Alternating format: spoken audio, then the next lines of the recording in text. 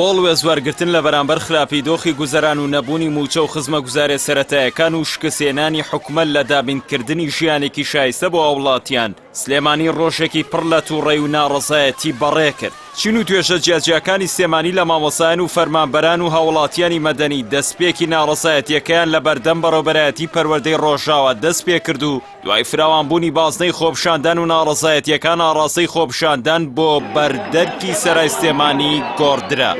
کارتە سوورە چیە بەرز؟ وەڵی ترەوە کۆتاییان پێ هاتووە نازان بۆ کۆتایی پێ ناهێنن چیانەوە لەوێ زیاتر هەر عیبە بۆوان لەسەر دەسەڵاتە ماونەتەوە یعنی هیچ شتێک بۆ میلەتەکەی ناکات چۆن میلەت ئاواژێنرێت داواکەم کە بڕۆن.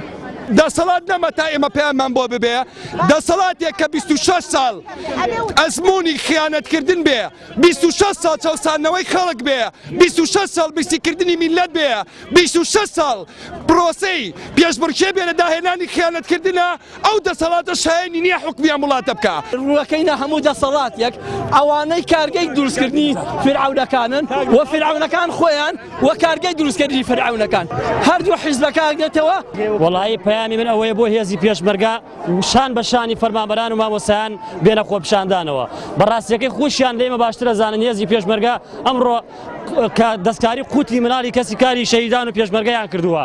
من داواکارم لە خەڵکی هەولێر بە تایبەت کە ئەو پێشمەرگانە ئێوێش هەستن و دەست بە خۆپشاندان کەن. ئێمە نامانەوێت داوای ئەوە بکەین کار موچە چاکرێ ئێمەمانەوێت حکومەتە بڕوخێ نەمێنێم حکومەتە بەڕاستیەکەی. ئەوەی لە سیما و دروشمی خۆپشاندەرانی سلێمانیدا بەدی دەکراوە بوو کە چیتر سلێمانیەکان ئومێدیان بە چاکسازی لەسەر دەستی ئەو نوخبە حکومڕانە نەماوە کە کوردستانیان بەم دۆخە گەیاندووە.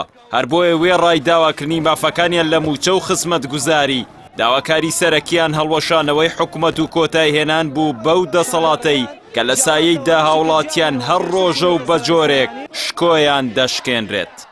ئێمە هاتوونتە سەر جادە داوا لە جەماوەری بە شەرەفی کوردستان دایک و باوکی مامۆستایان هەموو کەسانی کە بە جۆرێک بە جۆرەکان لەسەر ئەم دەسەڵاتە زڵمیان لێکراوە تاوایان لێەکەین بێنە سەر جادە با ئەم کارتی سوورمان بەرز کردووەتەوە بۆ هەمیشە خۆحافیزیان لێ بکەین. دۆخی دارایی مامۆستایان ئێستا چۆن؟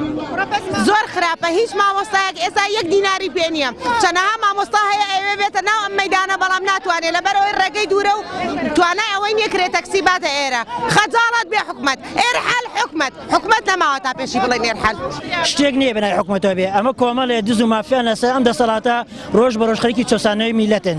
من بەڕاستی لێرە گلەیەک لە کەسوکاری خوێندکارانەکەم کاسبکاران هاوڵاتیانەکەن ئەوەیە مەماوەی 3 ساڵ لەسەر ئەم جادەن نان پشگیریمانکەن تەنها کۆمەڵێکی کەمیان لێرە سەر جادە بۆیە تا ئێستا نەمانتوانێت وەکو پێش بگەین بە ئامانجەکانی خۆمان. ئێمە من تەندروستکارانم هاتوین یعنی هەموو چین و توێژەکان ناڕازین باباتوین داوای موچەی خۆمانەکەی ئێمە هاتوین خەڵک بە گیرفانی بەتاڵەوە نەخۆش شارەسەرەکرێ دەرزەوترێتەوە کە هیچ پارێ نایەن نازانین ئەم پارێ چی لێ برام کەس نازانێ ئەمانە خەریکی چین. دارایی مامۆستایان زۆر خراپە ئاتا بڵێ کەس هەر نەک فەرمانبەران مامۆستایان هەمووی تەلەبەیان هەیە هەمووی کرێچین هەمووی کەس پارەی پێ نییە هەموو یەشە ئێمە بۆ وەسعەشەوە تا هەر دەوامەکەین بەخوای تر تەواو تەحموولمان نەما بەخوا 34 ساڵ خزمەتم هەیە ئێستا دۆخمەر زۆر خراپە یعنی قەرزارم.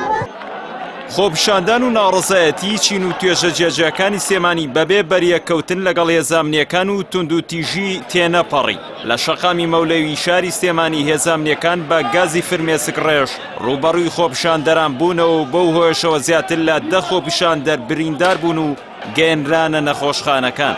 ڕۆژ دوای ڕۆژ بازنەی تووڕەی خەڵک و هاوڵاتیان لە بەرامبەر بێباکی حکومەت و لایەنە دەسەڵاتدارەکان فراوانتر دەبێت. ئاسۆی خۆپشاندان و ناڕزایەتیەکانیش بەو ئاڕاستەیەن هەرێمی کوردستان بۆ قۆناغێکی نوێ بگوازرێتەوە. ئەگەر چی ڕوون نییە ئاسۆی ئەو قۆناغە چاوەڕوان کراوە هێشتا لێڵ و ناڕۆشنە و دیار نییە خۆپشاندانەکان ژانی لەدایکبوونی دۆخێکی ئارام و خۆشگوزەرانتر دەبێت بۆ وڵاتیان یاخود پێچەوانەکەی بەدی دێت.